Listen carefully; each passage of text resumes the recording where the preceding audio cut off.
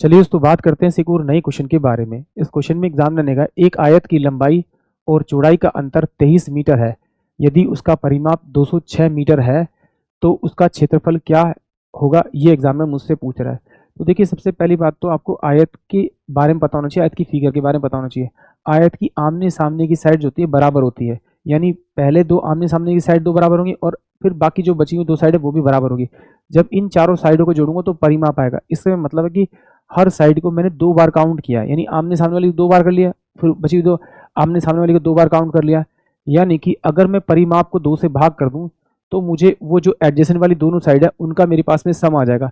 तो इसको अगर मैं दो से डिवाइड करूंगा तो ये 103 आ जाएगा।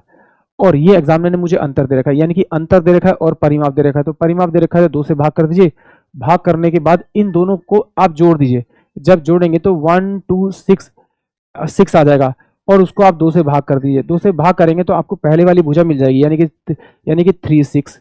फिर क्या कीजिए, इन दोनों का आप डिफरेंस कीजिए, डिफरेंस करेंगे तो आपके पास कितना आएगा 80। फिर उसे आप दो से भाग कर दिए, दो से भाग करने पे कितना आएगा 40। अब ये पहले वाली भुजा आ गई, दूसरे वाली भुजा आ गई, दोनों को मल्टीप्लाई कर दिए, 4 3 12, 6 चौक 24 25, यानी कि 25T20 जो आएगा वो उसका क्षेत्रफल आएगा। यानी कि ऑप्शन डी जो होगा वो इस क्वेश्चन के लिए करेक्ट होगा।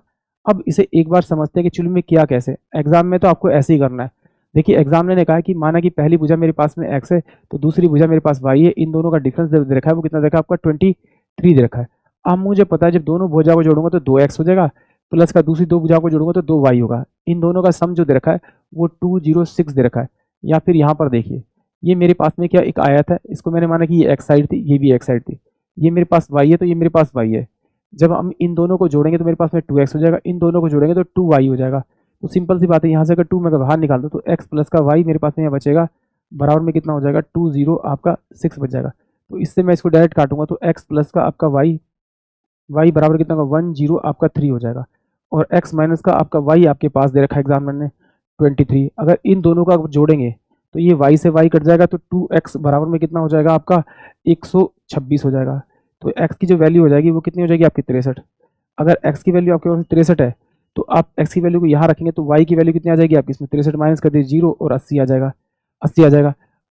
0 और 2 80 आ जाएगा और इसको 2 से आप भाग कर दीजिए, सॉरी यहाँ कितना है 63 या 63, तो 63 में से माइनस करेंगे तो कितना आएगा आपका, ये कितना आ जाएगा आपका ये 0 और ये कितना आ जाएगा 40, यानी y की जो वैल्यू आ जाएगी वो 40 आएगी। इन दोनों को मल्टीप्लाई करेंगे तो 4 3 बार 6 24 25, यानी कि 2520 इस क्वेश्चन का करेक्ट आंसर आएगा। यानी कि इसका जो एरिया आएगा वो 2520 आएगा, क्योंकि मुझे पता है कि अगर आयत की भुजा पता है तो मुझे उनकी दो एडजेसेंट वाली साइड यानी कि साथ में जुड़ी हुई साइड को दोनों को मल्टीप्लाई करूंगा तो मुझे क्षेत्रफल यानी एरिया मिलता है। तो उनकी दोनों साइडें मिलकर दोनों साइड को मल्टीप्लाई करूंगा तो मेरा आंसर आ जाएगा, यानी कि ऑप्शन डी। आई होप आप सभी को क्वेश्चन समझ में आया होगा।